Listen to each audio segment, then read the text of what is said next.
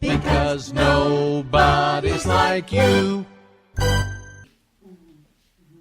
You know, we started looking at some places. I took Mom to a couple places, and she just didn't like it. And she just told me that she really wants to stay here. She's been here for 50 years. This is the place that she knows. It's not just me. That's really not the feeling I got last time I spoke with her. You know, albeit it was a long time ago, but she did say to me that she was happy. She was kind of excited when I mentioned this, you know, kind of assisted living place. But where she you had didn't everybody come here. take care of her. You didn't come here. But I talked to her and I have a relationship with her, so I think she's gonna be fine. I think it's really what she wants. She's not. It's the cleanest thing to do.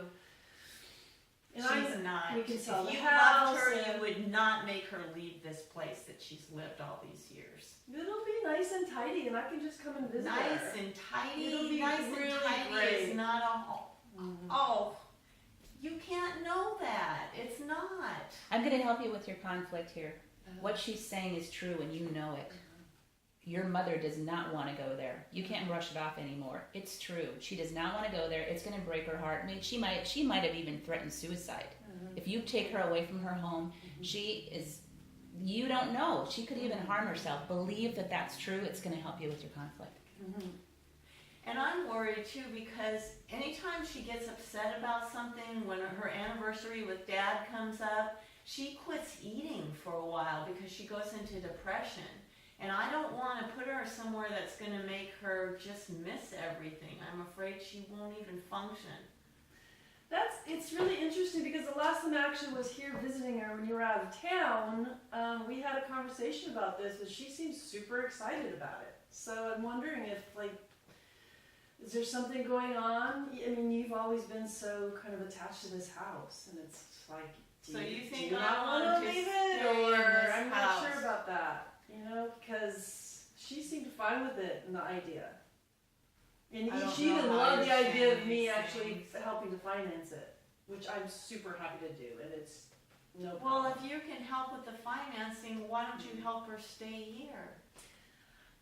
Help me. If I had a caregiver that came in a few times a week so I could get out, I could manage to stay with her for the time she's got left.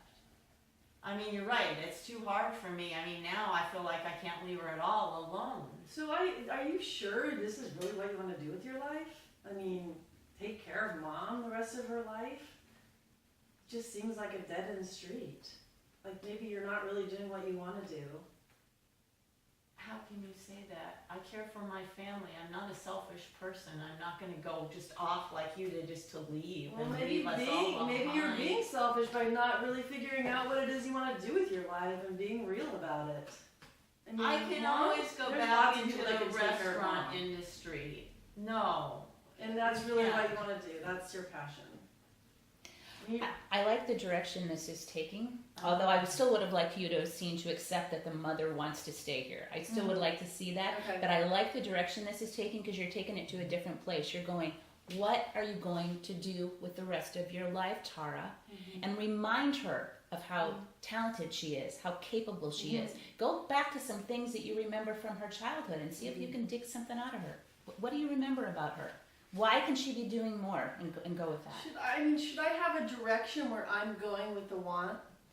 Yes. Because my want is like getting Mom into assisted living, and so I don't have to deal with.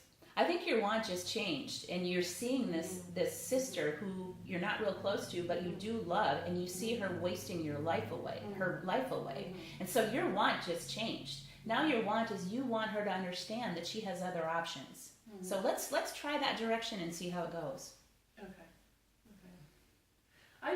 I remember growing up, Tara, and I know we haven't seen each other very regularly, or maybe aren't as close as we used to be, but I know that you had aspirations and dreams and things that you wanted to do with your life that were way beyond just waiting tables at a restaurant. So I'm just curious to know if that's any of those things come up with you. Well, you might be right. I did buy into the taking care of people part of my life. When Joe and I were married, I stayed home with the kids, And then it wasn't until we divorced and the kids got older that I went back to work. But then this started with Mom, and I started needing to go see her more and more. I love being a waitress. I don't know what I can do at 54 years old now. I mean, it's kind of late to start a degree in a job in computer science or something like that. I like that work, but I just feel in my heart of hearts that the most important thing is family, and I need to take care of Mom. Tara, I don't think you're giving yourself enough credit. I really don't. And you know, I understand your love. I love our mother too. It's true.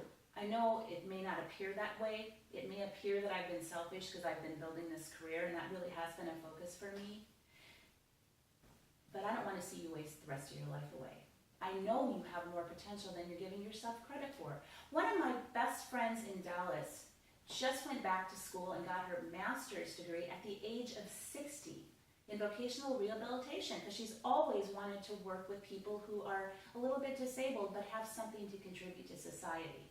And she's actually making better money than she was before, but she was 60 years old when she graduated from college with a master's degree. What makes you think you can't do more? What is it? What's holding you back? Well, I need to care for Mom. You don't have to care for Mom. There's money available. We can find ways to take care of her, and you can still be in her life, but do something. I mean, for God's sakes, what do you want to do? There's got to be something. Let me help you. You're saying you want to help me, but it makes me just feel sad, like I'm a failure because all I was a waitress. That's not what I meant. Just tell me, let's take mom out of the equation just for a second. Just pretend that she's okay and she's taken care of and you don't have to worry about her. Just tell me the truth. Is waitressing what you would want to do in your heart of hearts, or is there something else? Don't you remember how you were, like, even when we had what was that dog's name? Buddy. Remember how you were with him? My God, you were fantastic. You were like a freaking dog whisperer. I mean, remember that? You were so... So you're saying I might take care of dogs? Or I don't know. I'm trying to give you a spark. Just a little spark of something that sparks your imagination. If you can honestly tell me that you want to be a waitress for the rest of your life and stay in this house and take care of Mom, yes, we can figure out a way to make that happen.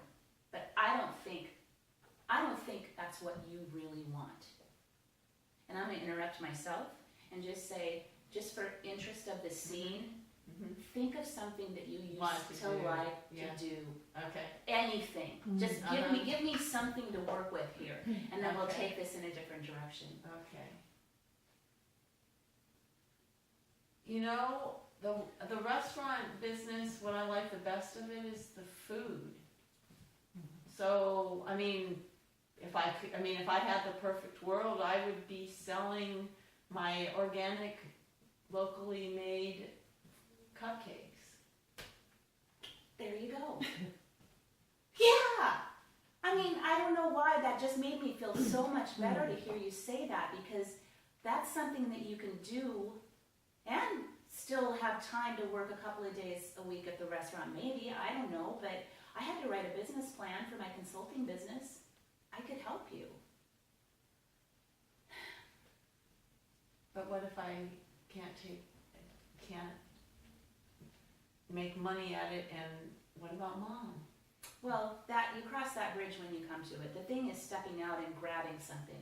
But as far as Mom, okay, I'm going to interrupt myself again. And now, come back. Let's work with this a little bit longer, and then I might trade with you. Okay. But let's go here and see what you can do with this, Okay. with your business knowledge. So.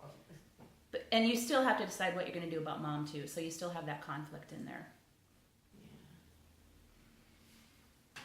Yeah. Maybe I could start something at home here. That's a great idea. I mean, we could maybe we could create a studio space for you. Maybe even an outbuilding where you have a studio and get a certain, I mean, the kitchen's gonna have to be certified if you're gonna sell to the public. And you can create the cupcakes and goodies out there to sell. And then that way, you can be close to mom. Maybe we can even, you know, she lives on a double lot, and maybe we can just build a, you know, mother-in-law's or, you know, a little cottage out there / production kitchen, and you can have your own studio and your own place that's separate from mom. It'll give you some more freedom. I can't How use does that my sound? mom though.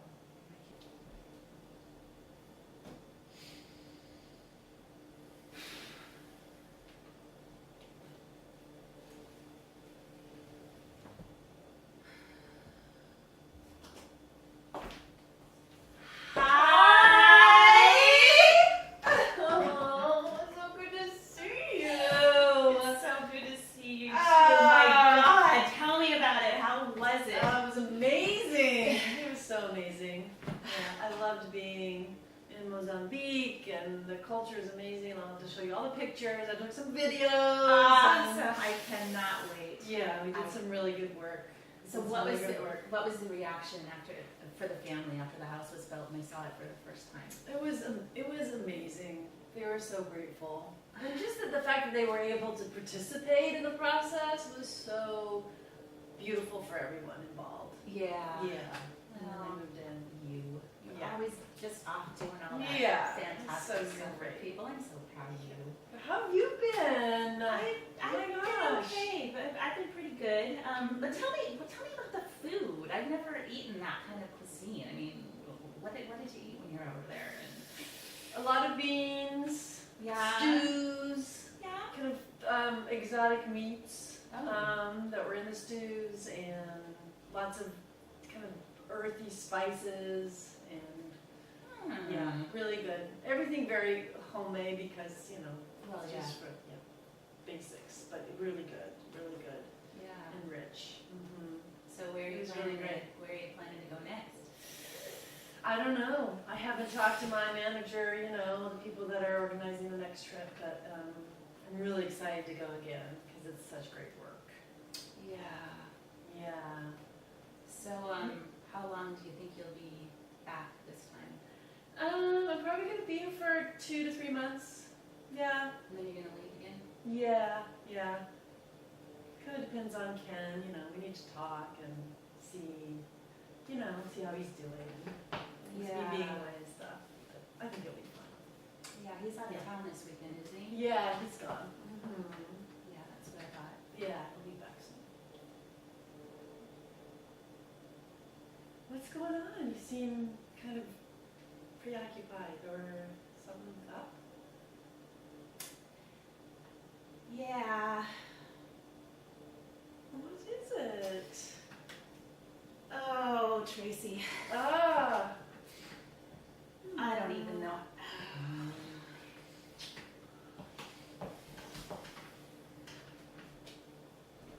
God, I love you. You know that. Of course I do. Yeah. Yeah. I got. I don't know how to do this. There's something I have to tell you. Well, what could it be? It's about Ken. Oh. Oh. So, well,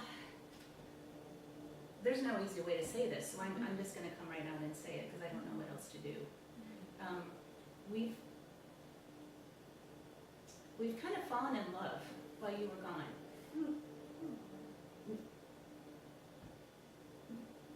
Me and Ken. Really? It was really super unexpected, and I tried telling you so many times in the letters, and I just couldn't do it. We talked about it, and I didn't want to say this in an email. I didn't want to say it over the phone, and he and I had a discussion, and Wow. That's so weird. I kind of have this feeling, you know? Did you really? I did! The last time I talked to him, I knew something was up. Just this intuitive feeling. But I had no idea it's you. You might want to stand up if you're feeling motivated to stand up, Tracy. It might help you. You know what? The thing that is like really hard for me is just like, wow, you actually like went ahead and had an intimate relationship with Kim without even like talking to me first about it. I mean, that's the thing that really is like, my heart, is just like crushed by that. Like, I thought we had more of a relationship of understanding than that. And I'm like, this feels like a deal breaker to me. This sucks. I'm so sorry. We didn't mean for anything to happen. Yeah, but that's too late. It's too freaking late for that. Because, like, it already has, and you're deciding to tell me now, rather than having had any kind of forethought and to talk to me beforehand. I mean, like, what about self-control? I thought we were adults, and we were having an adult relationship. But it's not feeling like that. This is like something you would do if you were like 18.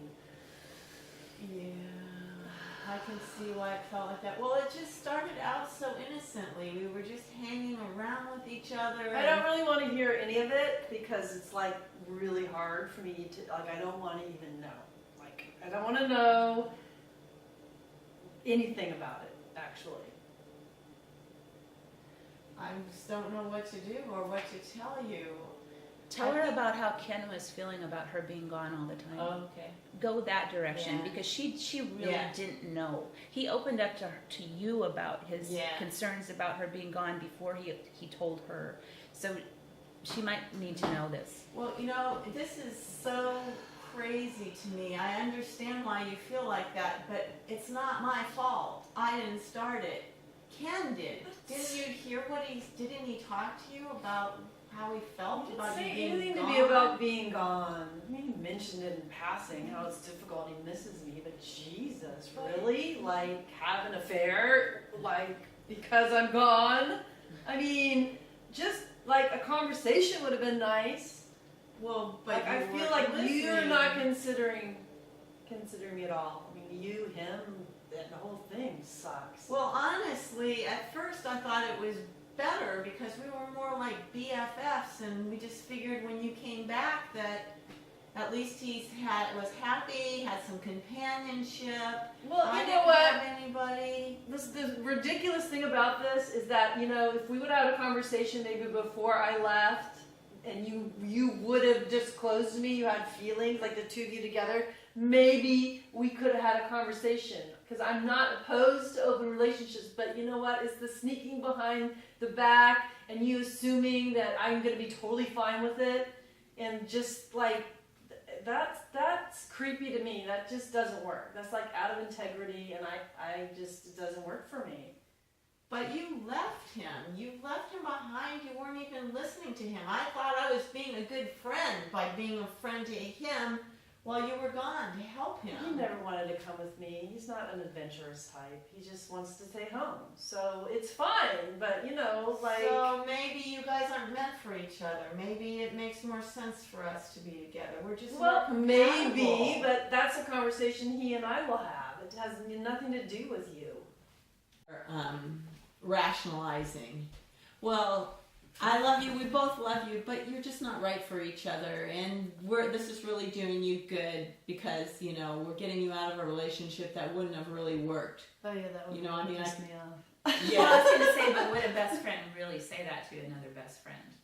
Put yourself, and maybe some people would. Maybe some people would present it that way. It's like, I know you're really hurt right now, and I understand why. But I honestly, in my heart of hearts, think one of these days you're going to realize that you and Ken were never really a good fit. Yeah. But that's like conversation number 4. That I was going to say. Like the first one is not like when you first find out. You're just completely, devastated by having to tell me. Yeah. And like Yeah, I was just an thinking emotional wreck. Yeah, I could play a real defensive person though, but through the rationalization, Well- which would really be difficult for you because you're sitting there trying to be more subdued about it. I knew something was wrong, and you're still, you're not going to go. "Blah." Well, that wasn't what she was feeling at that moment. What you were feeling was, oh my gosh. I mean, that's almost like a bring it onto yourself Like I thing. knew I it. knew something was Yeah. wrong. How could I not have picked up on this? But what you were saying just a second ago, Tracy, about you don't have a background in conflict, right? Yeah. So this is something I've noticed, in different students, in the classes that I have had, is we tend to have kind of go-to emotions that are easier for us.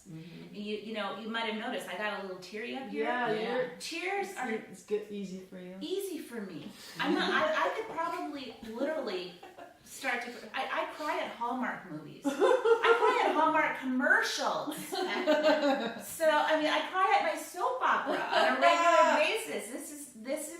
I'm more likely to get teary and get upset than I am to start getting really mad and throwing things around, which I've done that from time to time too. But so certain emotions are more difficult for other people than they are for others. Yeah. Like one of my students in the first class, he was a businessman, and diplomacy and all of that was all what he was about. So anger, that's not somewhere that he went. And he made the mistake, quote unquote, no, it was a blessing, of mentioning it in class one day. And so we made a specific point of setting him up in a scene where he could get really angry. And he made that choice. He went there. And it was fantastic. So, but it comes with time, the more you get up and do it, the more you're able to access those other sides of yourself, as you were saying. And then it has the potential for you to grow as a. I mean, that's what I feel like. You to grow as a person, Absolutely. right? I mean, because